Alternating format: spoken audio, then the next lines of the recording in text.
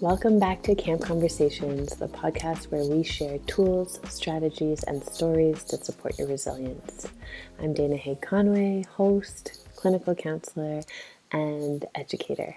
Today, I had the privilege of speaking to Kelly Comishin, a lovely human that was born and raised in the Kootenays. Kelly is a registered clinical counselor here, just in my neighboring town of Kimberley.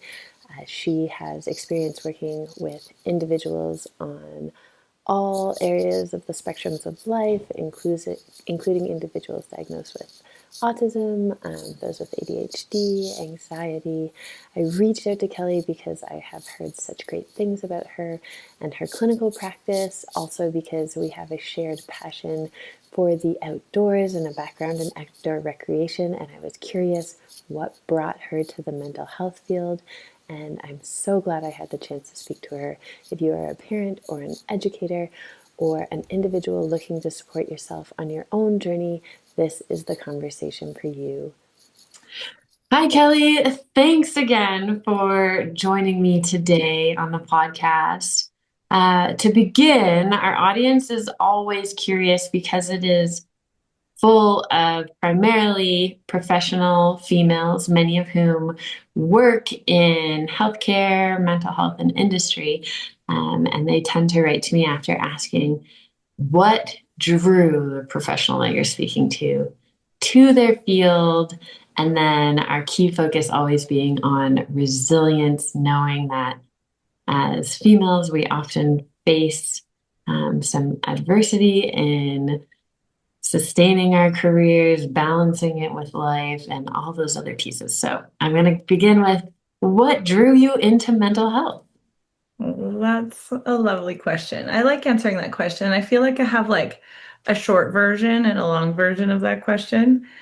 Um, but before we start, can I just want to like start from a place of acknowledging my position in this world as a woman, as a person of privilege. I'm a white settler from immigrant families. And I just really think before I speak from my story and from my place, I just want to acknowledge that because I know listeners, yeah, may have a different lens or view given my place in the world. And I think it's just really important for me to like step into that and acknowledge it. It helps me keep out of my blinders a little bit more. Mm-hmm. As that's a real growth spot for me is just learning how to be open and sensitive to the different intersections of people in Mm-hmm. this world. So yeah, I want to start from that place, especially because we're going to talk a little bit about my roots and my history. Yeah. So I grew up in a small town in Kimberley, British Columbia. And I grew up with three older brothers and lots of exchange students from different countries in our home. Our family had a home that was sort of the revolving door, so it was busy, lots of people coming and going. And I think my story of resilience really started from being the only girl in a big family. Yeah. And so I think of that. I know lots of times people, when they hear that, they react to that right away, like, oh, wow, that would have been really hard to grow up in a family of like three older brothers and lots going on all the time. And there's like this little nugget of pride in there, like, yeah, I survived that, or I'm grateful mostly that I had these three great big brothers that were not always kind, not always good to me, but that taught me how to face the world and that I could do anything I wanted to if I was strong enough, capable enough. And I came into the mental health field really through I guess originally my plan was to work in the outdoor industry. Like I did my undergrad in outdoor recreation. I was drawn to the outdoors from a pretty young age, skiing and mountain biking, and my family spent lots of time in the backcountry, and we also had a cabin on Kootenay Lake that had no running water and no electricity, and we'd spend, our entire summer over there. So I feel a really deep connection to the land and to nature, and I'd say the place I feel the most whole is when I'm out in the backcountry or close to the land. And so my roots are really in outdoor recreation and rec therapy. And it's a really cool field because you can go kind of in many directions. Lots of people become teachers or guides, or they work for parks. And I was really pulled into environmental education, and I wanted to make the world a better place. I was a very idealistic, teenager and 20 something. And I really believed that the way to make the world better was through education. As I started to have experience working with children in nature, like teaching outdoor ed, I would have opportunities to have lunch with them or share snack with them. So after we'd play all the fun, like ecology, ecosystem kind of fun games, or teaching them about their surroundings or nature, we'd get talking and I would find out their story. And I started to get this sense that, boy, this is going to be really hard for these kids to fall in love with nature and become stewards of the land and save the world, so to speak, when they're having a hard time even getting food on the table, or parents to show their love and connect with them. Sitting with kids living in poverty, sitting with kids who are living in neglectful environments, sitting with kids who, have a hard time making sense of relationship. So I started to develop sort of more of a social ecologist mindset, where I was like, well, I think I need to connect with humans and support my own species before I can expand out into supporting, all these beautiful places that I love and wanted to protect through education. And so I decided that I was going to go back and do my master's in counseling at some point. I did do a lot of youth outreach work. I was working as a youth worker supporting young folks trying to find employment as a way to get through their mental health issues. I found myself really at the limit of my capacities working with folks who had significant mental health issues, such as psychosis, deep, complex trauma histories that impaired their functioning. And so I was like, okay, it's time. I got to get out of the woods and back into school. And so I did my master's when I was about 27, 28. And I thought I needed to work in a clinical setting for a while in order to cut my teeth and really learn what this whole thing meant to be human. What is this all about? And I had a wonderful, opportunity to work for MCFD for 10 years and worked with an amazing team there and learned a lot. Yeah. So that's kind of the way of it. But yeah. And MCFD, for anyone listening, Ministry of Child and Family Development. In British Columbia. Yeah, in British Columbia. And Kelly, I didn't realize how closely our stories align. I also did my undergrad in outdoor recreation. And Thunder Bay? Yeah, I did mine in Brock. Okay. New Niagara Falls, St. Catharines. And then, but some of my profs were from Thunder Bay. Nice. And I am also the only girl, but I just have two brothers. But yeah, that's really interesting. And I also was drawn to, I always call it,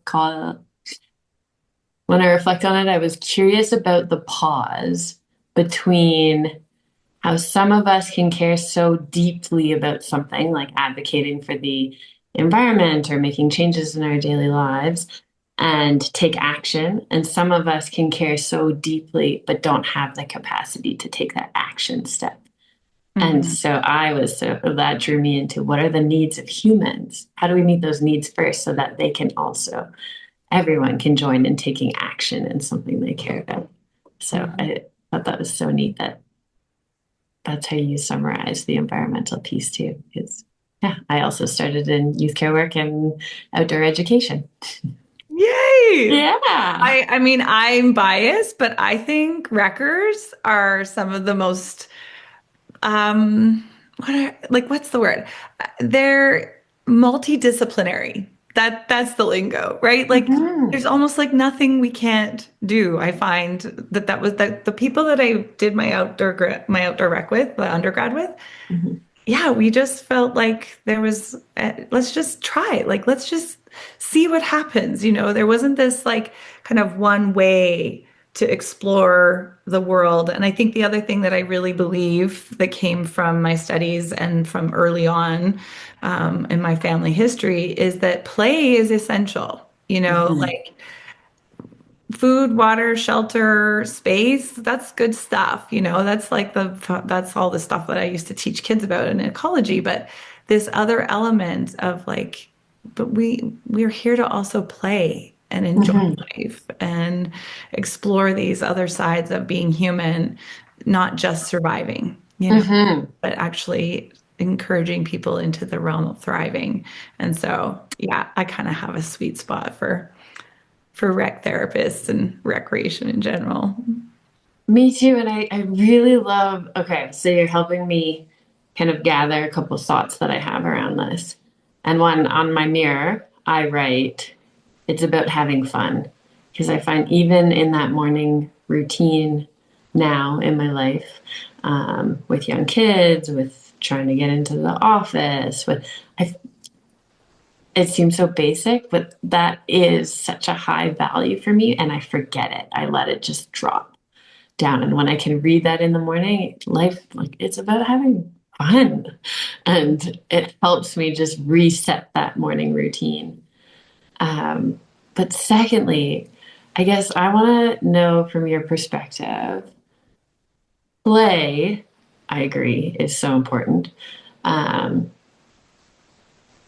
do you see from when you were like in your undergrad or even growing up to the value that was on play and how that maybe benefited or did not benefit you in your life to what it presents now in your clinic or in working with people? Do you see play disappearing or do you see it coming back up to the like where do you see that fitting in the whole scheme of mental health and resilience? Yeah. Well, I by nature am playful in my work. It seems to um, come quite naturally for me, and I use play, joy, lightheartedness, sense of humor to make the space that I create for people to do their healing work safer. Mm.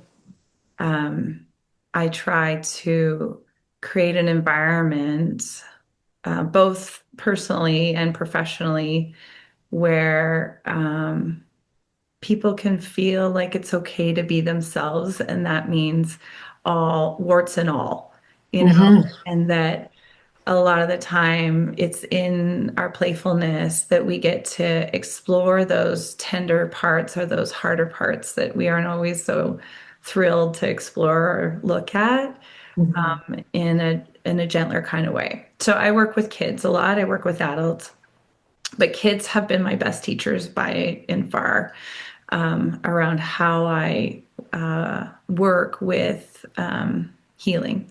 And kids have this incredible ability to process thoughts, feelings, emotions, or thoughts, feelings, and behaviors, or things that have happened to them through play.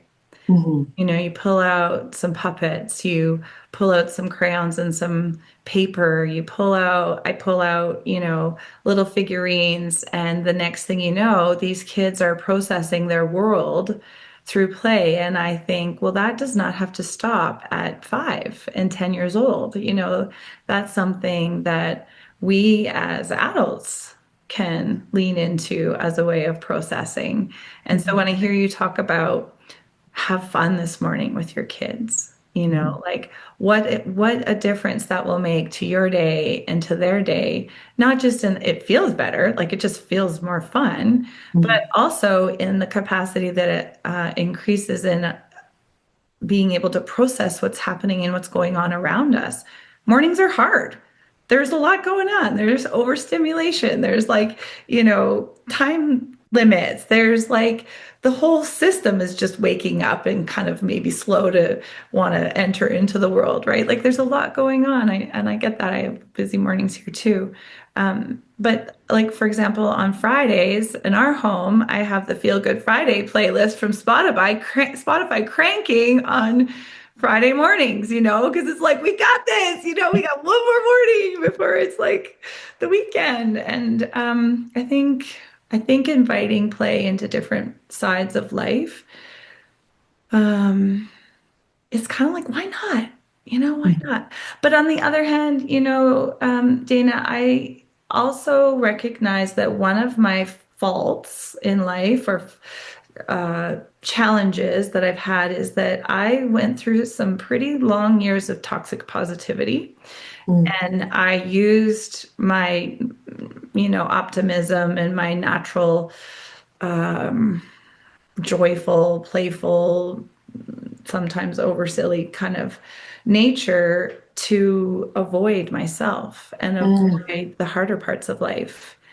And I'm so grateful to people who, dragged me maybe a little bit, like encouraged me, nudged me into the darker sides of life and my shadows, the parts of me that aren't so happy and joyful and playful. Is that part of your work? You mentioned at the start when you were acknowledging your privilege that's work you're doing right now. Is that connected to those two? Well, I'd say probably I did this work more in my 30s.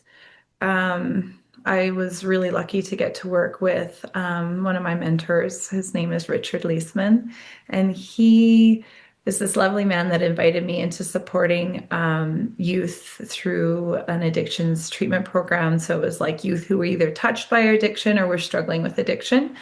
And we got an opportunity to kind of like really learn about these sides of ourselves that show up when, we're either projecting them onto other people or we are, not even really aware of them. And we don't want to be aware of them because they are vulnerable and they are scary. And they are, when I say they, these are parts of me, these are sides of myself that I was fearful of and that I would want to sort of avoid. And I use things like outdoor recreation, like extreme adrenaline filled sports, mountain biking, backcountry skiing. My husband and I would go on these like month-long expeditions into the far high North Arctic and, the West Coast. And it was all like, still a super important part of my life. But I also recognize that I was using my doing and my accomplishments as a, an adventurer, an outdoor, with my outdoor pursuits as a way to kind of avoid my quieter parts, my parts were not really celebrated or encouraged to come out, especially in a home that was all about, who was the loudest, who's the strongest, who's the smartest, who's the, it was a bit survival of the fittest, mission clan, Well, and you said something earlier that resonates with me. And it was kids use play to process. And as someone that began in mental health before I became a parent, I remember before becoming a parent being like, yeah, we're supporting kids, and same with outdoor recreation, with therapy, in processing. And then I became a parent. And even without realizing, I think I was doing this all along for myself. Whenever there was discomfort, I didn't want to process it. I wanted to solve it. I always wanted to solve, and sometimes solving was avoiding. And so like you, that could have been through extreme adventure. Sometimes that was like tackling big things with work. It's still something that I think I'm always revisiting. Mm. But that word process is one that I think I have to keep highlighting in my head because it's not always my job to solve, and being okay with that is something I find very difficult personally and as a parent and as a clinician. And I'm curious because at our last talk, I reached out to you originally because I was drawn to like the shared like adventure piece. And you said something to me about leaning into slowing down or being, I'm not sure the exact words, but I remember some connection to peeling potatoes. And is there a way to process, I guess, one, I want to know more about that slowing down piece, if I'm remembering that correctly. But two, I think a lot of our listeners are those people that love to go into these sort of extreme endeavors, whether that's sport, whether that's adventure, whether that's professional pursuit. And is there a way to do that in a healthy intersection where we're not using it as avoidance, that we're using it to support us in process? And then secondly, help me lean into this slowing down piece. Oh, I'm so excited to talk about it. So fun. Okay. Well, I was thinking as this conversation was coming closer, I was thinking about a lot about how resilience showed up in my life in different forms. And I was thinking about can this be anything but what it is? Like there is a process, a developmental process. And could I, as a child, discover the value of slowing down and being with the ordinary and just sitting with? Or is that developmentally totally inappropriate? And that actually this is how it goes, that we start out our journey with like, okay, I'm in this family home and there's this all going on. And then, expected to learn these things and be a certain way and conform to these norms. And the way that I do that, is by making mistakes, by being embarrassed, experiencing shame, questioning my worth. Like I just don't think there's a way around this being human, that we have to go through these hard stages, and that resiliency maybe early in the years is about like proving myself and using these accomplishments to tell me that I'm enough. But that as I get older and I move into career, parenthood, now in the aging process, that I can start to see like, oh, that was good for then, but now I don't really need to climb a big mountain and tell everybody that I made it to the top. I don't need to like show off to everyone that I can paddle the west coast of, British Columbia with my dog and be like, oh, wow, she is so cool. Look at what she can do. Like, even though I know deep down I didn't really need that acknowledgement from other people, it was kind of nice to get. It is. But I don't need that quite like I needed it back then now. And I think that's part of the evolution, right? Of being a person that goes from little to big. And so I think for me, the slowing down couldn't come sooner. Like I couldn't have done this earlier in my life. Gotcha. And I guess the reason I want to bring that up is that I think I shamed myself for not figuring it out sooner for a while. It was like, oh, what's wrong with you that you didn't know that being with and not doing is just as valuable as doing. I hope this is making sense. You are, and you're actually connecting me to like an outdoor rec thing right now. Is I think in my undergrad we talked a lot about Csikszentmihalyi's theory of flow, Yeah. where risk and ability perfectly meet. Yeah. And I was thinking about that the other day when it comes to resilience, because for years, risk looked a lot different. And even now, as I'm getting older, my ability looked different. And so, where I found flow before is no longer, my perceptions of risk have radically shifted.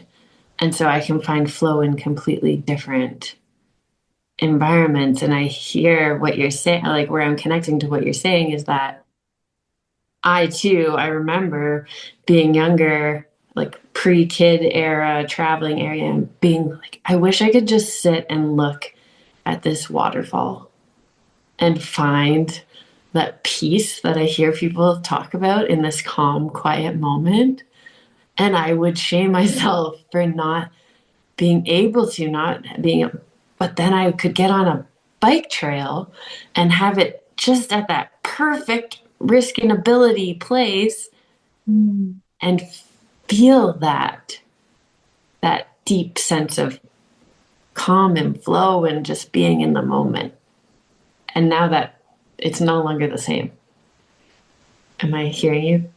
Yeah, no, that's super interesting. Thank you for sharing that story because I think you've opened up, an acknowledgement in myself that I know at times I have felt that, right? That I wish I was more like this and less of that. Mm-hmm. Um, as a woman who is highly motivated, who's pushed the envelope in the mask world, more of the masculine world, Mm-hmm. tried to keep up with the guys for a long, long time. Mm-hmm. Um, yeah, I think there was parts of me that was afraid of the more feminine, softer, quieter, gentler spaces. Um, Maybe because I just didn't know it, right? Like I Mm-hmm. just didn't know how to be. It was like, that itchy kind of skin. Mm-hmm. And you talk about sitting beside the waterfall and just appreciating it, you know, I'm like you, I get the wiggles, right? I'm like, I want to go see what's above that waterfall. Like I want to go and like, why can't I just sit here and like enjoy the waterfall? Yeah. Um, and I think it's very confusing because a lot of times this is the messaging is slow down, just be, just sit. Mm-hmm. And then the other message is like, you go, girl, like you tackle that mountain, you like ride that bike, you like, slay that rock. Like, Yeah, and start your own business and do all these other things at the same time. yeah. So like it's like, oh, sometimes I just don't know if I'm coming or going. And I do feel at this phase of my life. So I'm 48 years old. I'm so blessed. I have two children. I have a loving husband. I have, this beautiful group of humans that come to see me as their therapist that I'm so grateful and honored to get to work with. Like, and Dana, I still feel squirmy, Mm-hmm. like this squirmy, but sorry, not but. And instead of the squirmy, there's something I should do. I should go do something with that. I should go like start a new practice, group practice, or I should go run this new fantastic outdoor, wilderness-based therapy program, or I should move to another country and learn another language. Like I'm exploring the waiting place. Mm-hmm. And this is what I talked to you about a few weeks ago is like, I've decided to make a commitment to this holding space where I'm trying not to get drawn into yet another exciting, thrilling something, Mm-hmm. adventure project. Um, I am just coming out of some tough medical issues. I'm coming out of caretaking my father, who had Parkinson's and dementia for the last 10 years, but more acutely the last 5 years. I'm just coming out of early, childhood with my babies. I have a 13-year-old and a 17-year-old now, so I can really start to see them and their independence. And so I feel like this quiet space happening where I don't need to rush into the next thing. And as I'm in this quiet space of not doing, I'm getting less squirmy. And I'm discovering the magic of the ordinary. I'm noticing the richness in just a moment, that I don't have to have this big something on my CV, this big job or this big event or this that is fulfilling me, that I can get that just on the light that's shining off the tips of my cat's fur coat, or the story about the peeling the potatoes actually comes from my granny, who she was standing at the kitchen counter one day and she just had the biggest smile on her face. And I asked her, I'm like, what are you so happy about, Granny? And she's like, I just love peeling potatoes. And like, we're Ukrainian. She's peeled a lot of potatoes. Yeah. You know? Yeah. And I want to know more about that. I want to know more about how to just enjoy the ordinary and find it extraordinary. I love that. I remember reading a book years ago, and I couldn't tell you what the book was or what it was about. And I remember always thinking of doing dishes as this burden, like this burden that was put in my life and that I shouldn't have to do. And I felt it really had this negative light. And in the book, the character was describing doing dishes and how privileged they felt to be able to do dishes in their home and to have a family to do dishes for or with, and to have the warm water and to have all of those things. And I find that when I travel or do something where it's pushing the limits a bit, I do often come back and appreciate those simple luxuries, like having running water and having warm water. And I find that helps, but it's not a practice I lean into.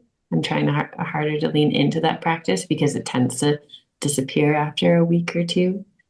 And then I find one of the greatest privileges of this job is getting to sit with people that have been through such loss, for either a life that did exist or a life they wished had existed, and helping me recognize what it is I do have, and that sort of that privilege of having that family and that connection, and it has reframed. And that's not to say, I think I like that Dr. Becky Kennedy quote of like, two things can be true. Like, I can find those simple joys, and I can be really pissed off when nobody helps me do dishes, or there's like both those things can be true. So I think as you're talking and finding like that delight on your cat's hair and finding that joy, I still need to remember, even listening to you, because I can hear it creeping up in me, like, oh, I wish two things can be true. I can have those moments where I do have those. And then I can also have those moments where I'm petting my dog and I'm like, oh, this is nice and it's relaxing me. And I'm grieving a life that I used to have before I was just finding simple joy in petting my dog, where every minute was full and I'm adventurous. Like, Well, it kind of gets me thinking back about the word resiliency again, and it's like,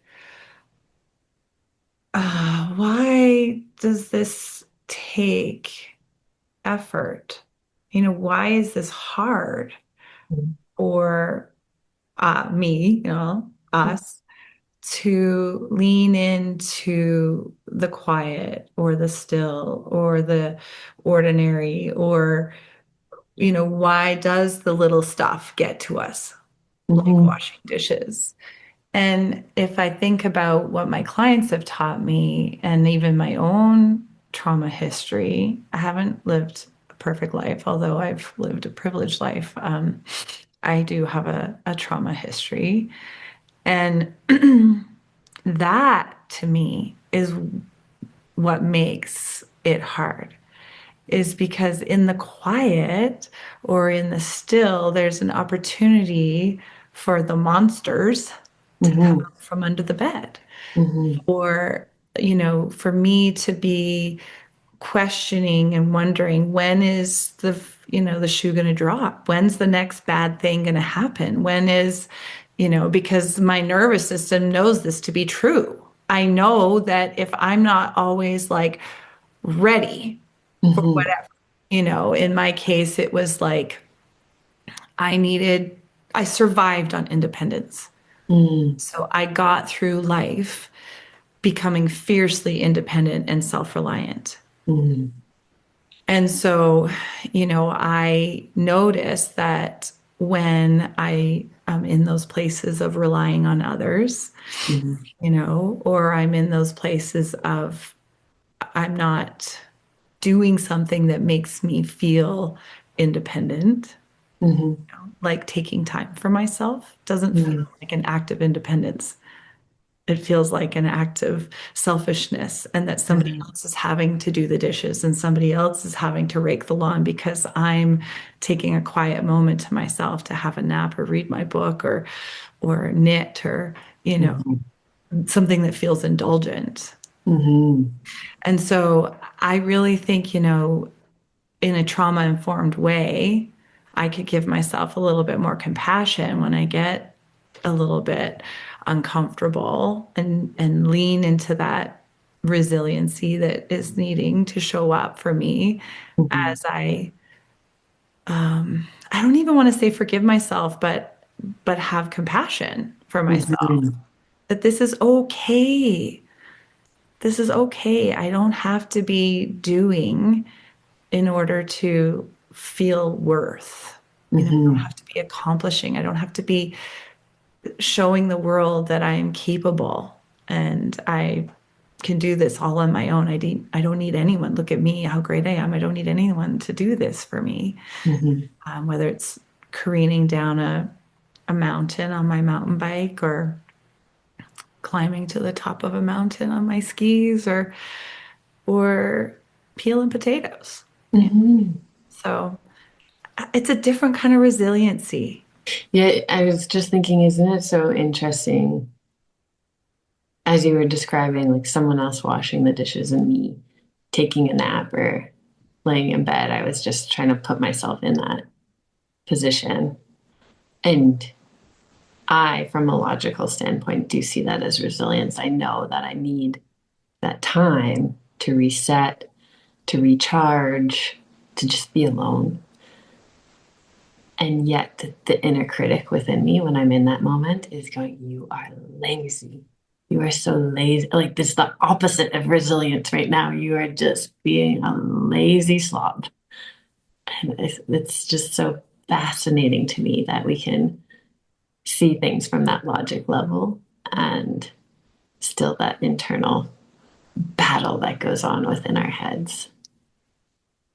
I think, again, it's part of the developmental arc Mm-hmm. for my story, anyhow, is that I don't think I could have learned this lesson any sooner. Mm-hmm.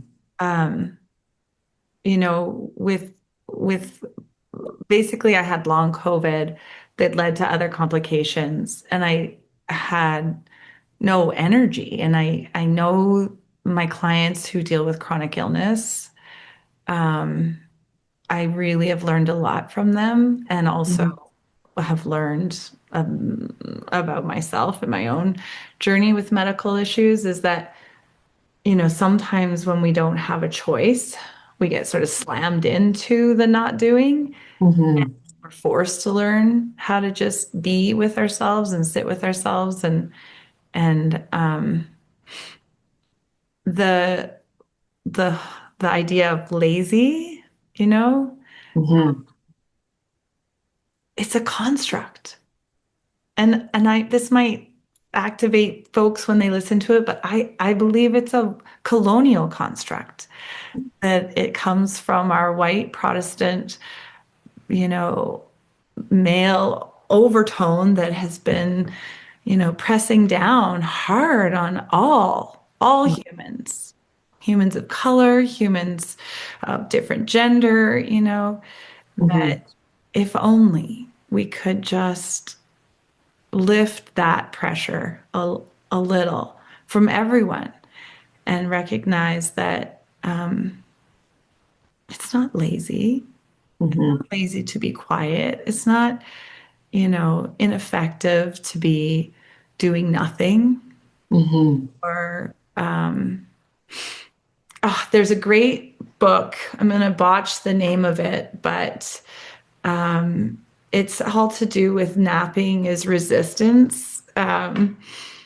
The nap, oh darn it. I've got it on my phone Oh, here. I'll look it up. But yeah, we'll find it and we'll put it in yeah, the do it. notes. It's so great because it's all about how taking a nap is revolutionary. Yeah, that's right.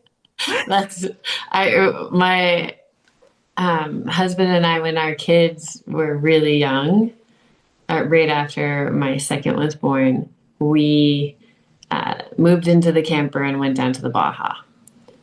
And it was interesting because with my first, I remember being here and really feeling that pressure of schedules and you have to have your kids napping at a certain time and they should be in bed in the evening, and we weren't really those types of people. We still loved doing things in the evening, and I always felt this like guilt or judgment or worry, perceived judgment, that I was doing it wrong. And then being in the Baja and traveling to all these different little communities and going to the parks, like the playgrounds. And we would take my then 4 year old, I think, to the playground at 10 p.m. because you napped in the heat of the day. And so the playground was just packed at 10 p.m. And it was so amazing. And that really, as much as I can be like, yeah, that's all these schedules and everything that we fall into, these routines, yeah, they are all just constructs and um, but when you're living in them, it's really hard until you can get out of that whole cycle or that little community and see that no, it is actually okay. Other like people thrive in all different ways of being. Yeah. Mhm. It's like a little mini revolution when you like go pick your kids up from school early, one day a week, and we're like, no, this is like Freedom Friday. You're getting out an hour early and we're going to go and do something, totally different. And imagine if we did that in community, right? Like you Mhm. get in other cultures. I've traveled all over the world and been in different kinds of culture and learned so much from how like, oh my gosh, do you guys know that there's all kinds of countries that have this thing called a siesta? Like we all could be napping Yeah. between Yeah. 3 o'clock and 4 o'clock. We aren't only productive if we just do things for like 6 to 8 hours straight in a block. Yeah.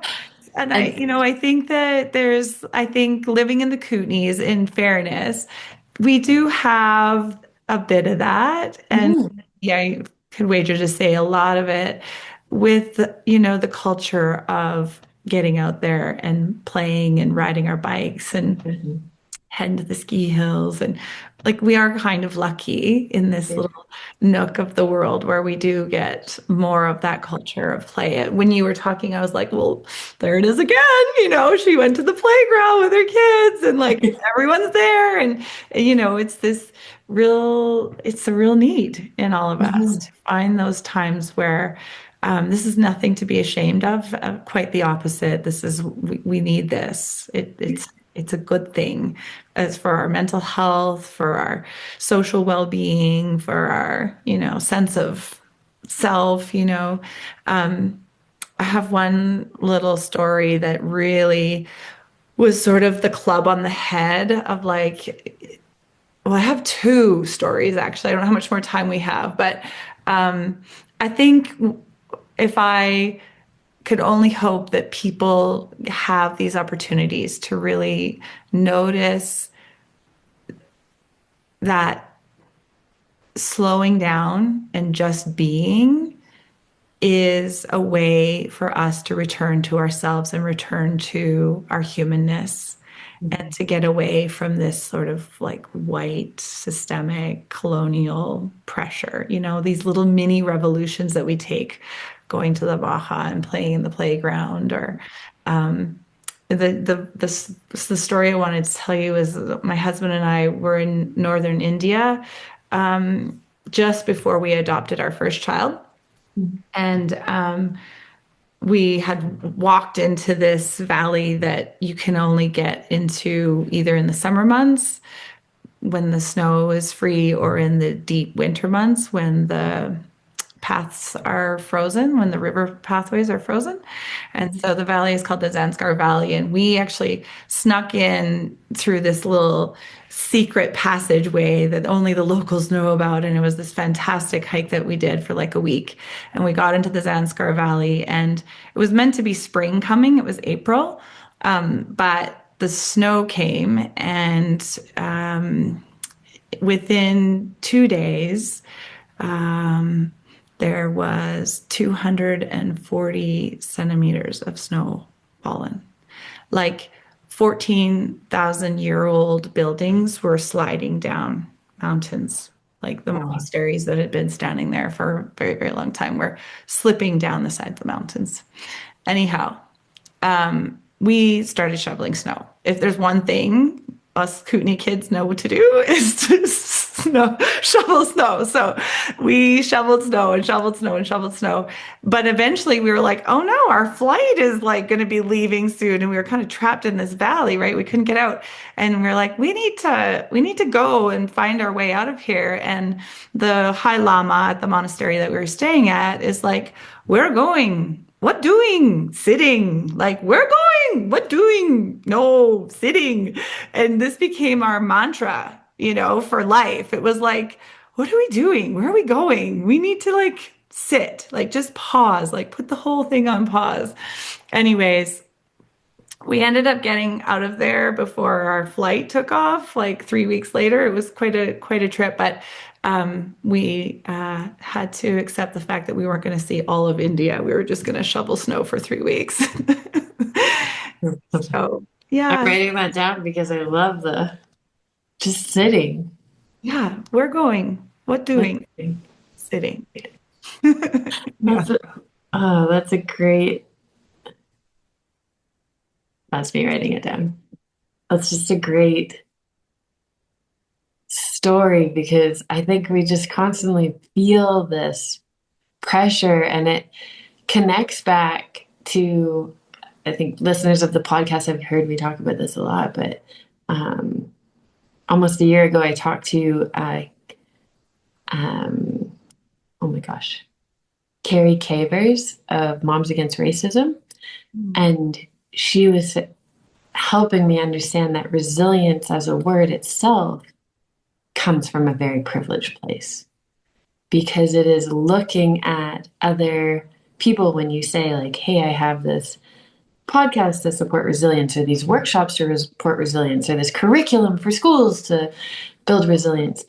It's not acknowledging the stories that people have prior to meeting you or that their ancestors have or their lineage has. And so I asked her, I was like, well, what is the word? When we're doing all of these things? And she's like, well, we're just supporting one another, recognizing where the place that we're all coming to meet from, and we're supporting one another's liberation. And I love that liberation piece because resilience, yeah, I have so many connotations tied to it already that when I'm saying, oh, yeah, this is an act of resilience to have a nap, it really fires up that critic and compassionate voice. Like they're fighting like crazy. But liberation for me, an act of liberation of having it, that sits and that like where you're going, what doing, sitting, like that like it sounds so freeing to have to carry that mindset.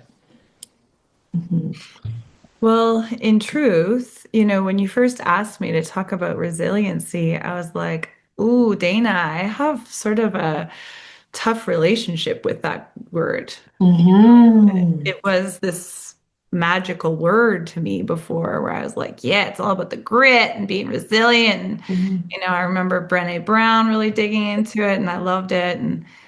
And honestly, working with Indigenous folks for the last few years has, again, supported me in my understanding my privilege and my blinders, and that I have learned that it is no longer what a lot of people who are in their healing journey want to hear.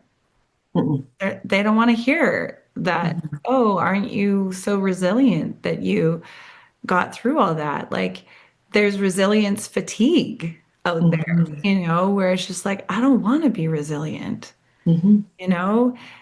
And maybe these little moments of revolution, radicalizing, napping and being and sitting and is that step in the direction of liberation, because Mm-hmm. that is when I say I'm in this holding place right now. In this holding place, I'm learning and listening. And some of my teachers now, one is a woman, Rev Angel, Rev Angel Kyoto Williams is a woman who, I did a 5-day course with her, and her idea around liberation is, you know, leaning into understanding racialization and Mm-hmm. privilege, and that we get there by doing our own work, by regulating our own selves, so that when we show up in this world with others, that we're not creating more problems Mm-hmm. than by not being there. So liberation is definitely the direction that I want to head in as I Mm-hmm. explore this next steps of my life. But I also think that radicalization and revolutionizing is important. But it doesn't have to be like how I was in my late teens or early 20s, where I'm like, I'm going to save the world by teaching everybody about nature and they're all going to fall in love with it. And then we're not going to have climate change issues and there's not going to be any, waste management issue. Like I just had, Yeah. like, as a 48-year-old, I'm kind of like, no, the most important place that I can do my work right now is with myself. Mm-hmm. And then, you know, have it spread out there in little ways, Mm-hmm. ordinary ways. Mm-hmm. I think that's really beautiful.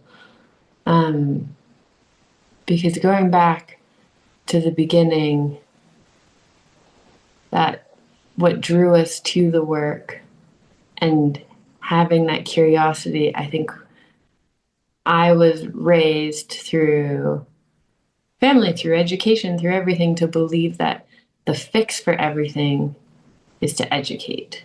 I just need to learn more, right?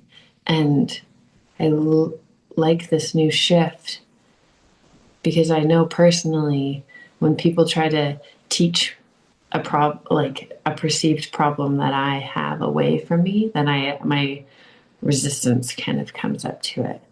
And yet when it comes in a natural form, again, going back to the rec therapy and outdoor recreation, that leader who is hardly known, that person that just has that way of being, and you can't help but when you're around them or when you hear stories of them to just want to absorb it. And how leaning into, not from an egocentric place of being that leader, but doing your own work, and maybe for the benefit of, it's hard to say that without making it sound like very egocentric, but leaning into doing your own work with the possibility of the ripples of it going out is Totally.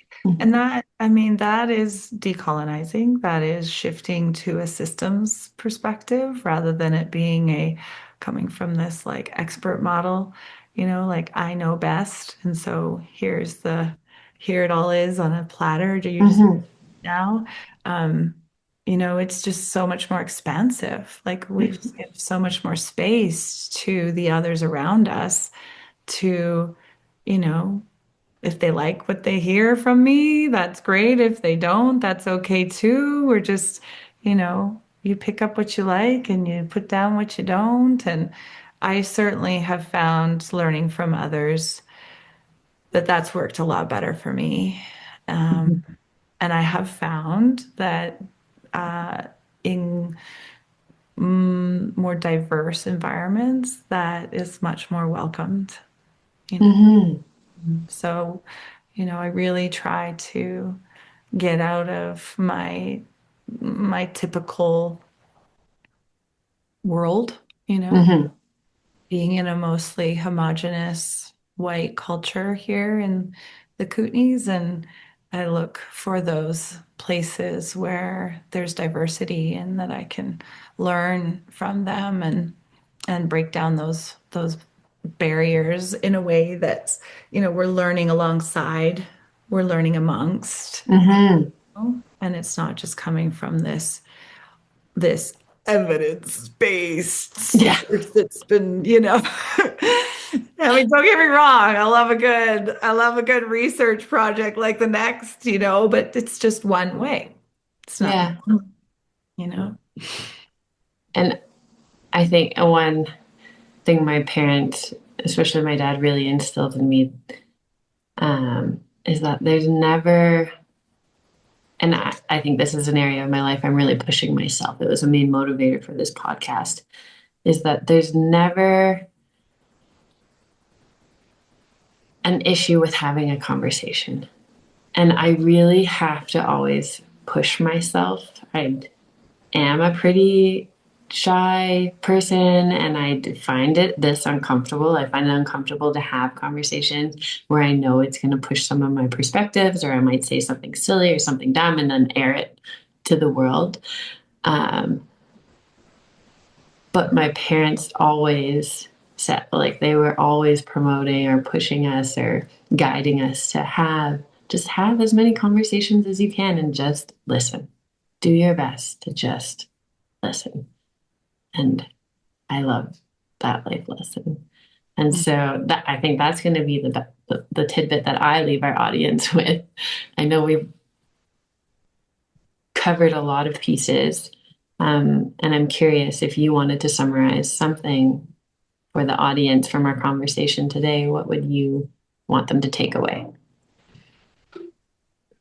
I really think that what you just said is my big takeaway from this conversation, and it's been something I need to continue to remind myself of, and I'm grateful that I have others in my life that remind me of it, is like, yeah, less is more, listen more, and just be sitting.